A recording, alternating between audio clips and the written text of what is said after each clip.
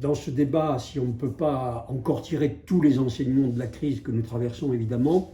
il en est un qui, de mon point de vue, est essentiel, c'est un devoir de vérité. Cette épreuve personnelle et collective nous impose d'inventer pour de vrai, sur la base d'une vérité, de vérité, et non pas de prétendre refonder avec nos certitudes d'hier. De mon point de vue, puisque je suis là pour représenter des Grenoblois, c'est à l'échelle locale que j'ai mission d'intervenir, et seulement à cette échelle. Et j'ai constaté qu'un collectif important d'union de quartier, d'union commerciale, nommé Grenoble à cœur, a publié un document qui ouvre le débat sur ce monde d'après-crise, qui se poursuivra bien sûr, au sujet de deux points qui sont très importants, celui des nuisances et de la pollution. Alors que la municipalité prend des mesures, vous l'avez rappelé, en urgence, dans la totale continuité exacte du monde d'avant, il me paraît indispensable que le conseil municipal et les Grenoblois débattent et se prononcent sur la base d'un diagnostic qui devienne, si possible, un diagnostic commun. En effet, les objectifs que vous avez fixés au plan de circulation de fermeture de Grenoble à la voiture avaient pour objet principal de réduire les nuisances et de réduire la pollution. Selon ce collectif, ces citoyens, ces lanceurs d'alerte, la situation ne se serait pas améliorée pour le polluant le plus nocif, les particules fines. Les reports de circulation et les embouteillages accrus auraient poussé les émissions à la hausse sur de nombreux axes du cœur de ville et aussi de la périphérie. Alors, ces citoyens grenoblois tirent de la période de confinement des conclusions différentes, voire opposées à celles que vous venez de rappeler là dans votre intervention d'origine,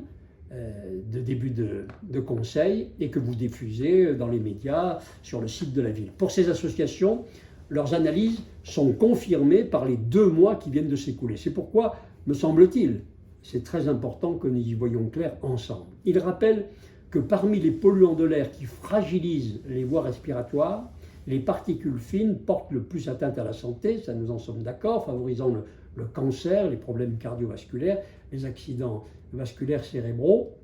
les NO2 étant irritants pour les voies respiratoires. Selon eux, à partir des observations d'Atmo, l'arrêt du trafic avec le confinement a eu peu ou pas d'effet sur la pollution la plus nocive pour la santé, les PM, car elles sont émises à 70% en Rhône-Alpes par le secteur résidentiel, avec pour source quasi exclusive le chauffage au bois, le diesel, qui représente une part non négligeable de 7% de ces émissions. Alors, localement à Grenoble, ils constatent que la station de fond d'Atmo, par exemple, à la Villeneuve, montre très clairement que les forts niveaux de PM2,5 correspondent à la saison de chauffage. Les niveaux sont bien plus faibles hors cette période, alors qu'ils résultent du cumul des émissions agriculture, industrie, tertiaire, transport. Le collectif précise, mais ça je pense que c'est connu par tout le monde, mais il faut peut-être le rappeler, parce que ça peut aussi aider à la prise de conscience, qu'un feu de cheminée émet pendant 9 heures autant de particules que le parcours sur 1 km de 18 000 automobiles, et que 2700 pour un poêle certifié EPA. Donc, il pose aussi des questions sur les effets sur la pollution des choix de combustible que nous avons faits, bois, charbon, par la compagnie de chauffage. Alors, vous venez, on vient d'en parler à l'instant, de prendre des mesures dans l'urgence sans possibilité de concertation en ce qui concerne de nouvelles voies cyclables dites provisoires, et même avec une réduction éventuelle du trafic automobile qu'elle permettrait, elles vont quand même aggraver le temps perdu dans les bouchons. Nous sommes déjà passés sous votre mandat de la 10e à la 4e ville pour le temps perdu dans les embouteillages, et donc il sera bon à un moment donné d'établir les conséquences sur la pollution, sur la santé, sur l'économie et sur l'emploi et l'attractivité du territoire des mesures. Parce qu'on le sait, une dégradation de la situation économique engendre elle aussi